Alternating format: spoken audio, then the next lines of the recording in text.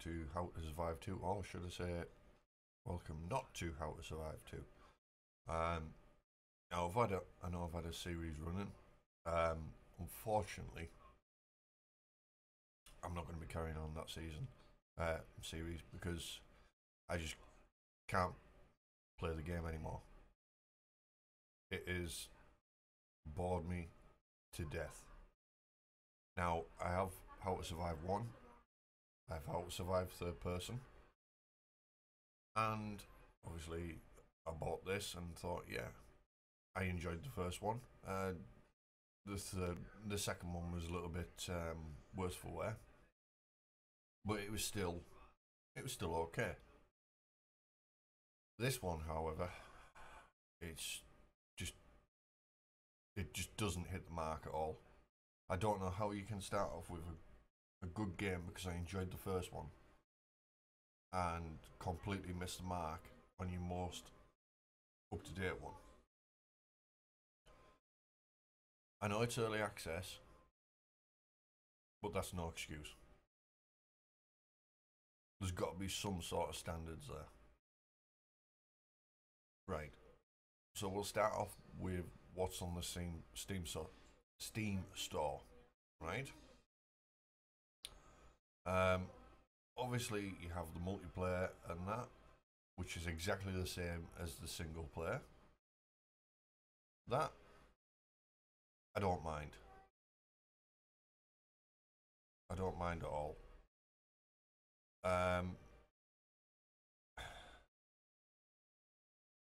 Teamwork, right? This is what it says, teamwork. All players can contribute to a bigger, better camp and can perform co-op actions and strategies. There is no strategy involved in this game whatsoever. What strategy can you use? You hack things to pieces, right? The zombies are dumb as shit, and you shoot things with a bow. Strategy? New improved camera follows your character, allowing you to zoom in and out on the fly. The camera, I didn't really notice any difference between the first game and the second game, to tell you the truth. New randomized environments from the unforgiving Mississippi Delta to the abandoned streets of New Orleans French Quarter. What randomization? The randomization that the streets laid out in? Because I tell you what, the buildings aren't randomized, because it's the same building over and over again.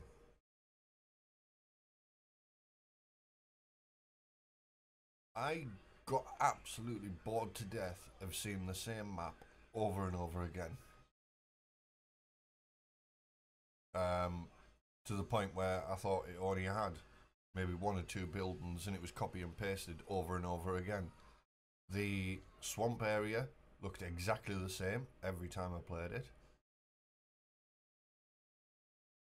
The camp area, which I thought was a stupid idea, having a camp area instanced in a different area completely, is null and void, because the whole point of the camp is to protect you while you go out and scavenge and stuff like that.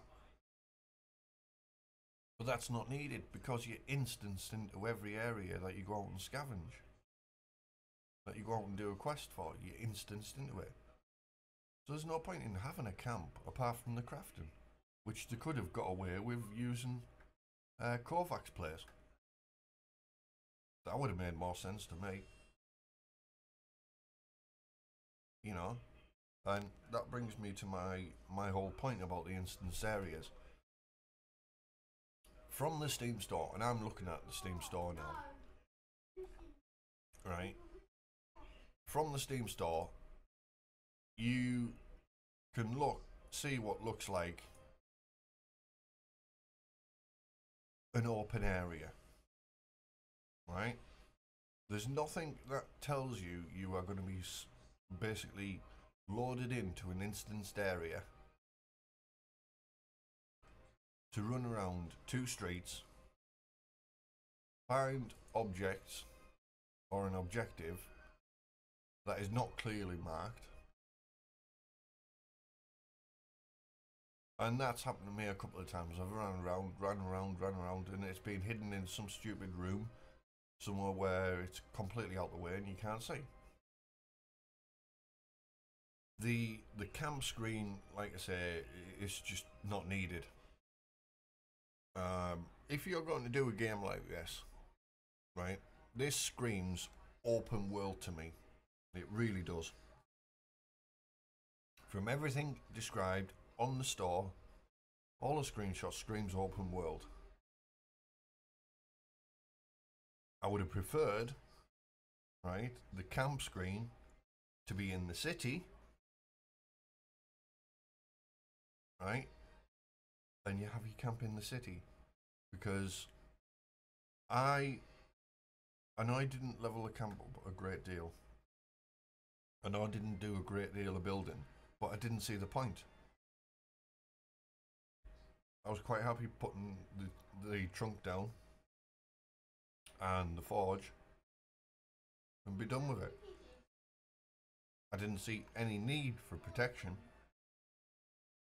at all, because the majority of the time you spent in an instanced area, and the camp screen, once you've run around it, you've done it, haven't you? You know, it's not a big area, and once you've been around it, that's it. Right, the crafting system. Crafting system was okay. I've got to say, that was relatively good. The only thing that I did find, it's very, very, very grindy. Extremely grindy to get the materials that you want, to the point where you have to repeat missions. Now, I got bored playing the missions for the first time.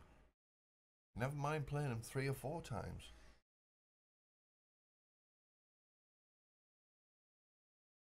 What else is on the store? It says quests and infinite random raids. Quests, yes, fine. Infinite random raids. I never once got raided. In 12 hours of gameplay, I never once got raided. Never once seen a raid. I don't know if they exist. So yeah, that in a nutshell, guys.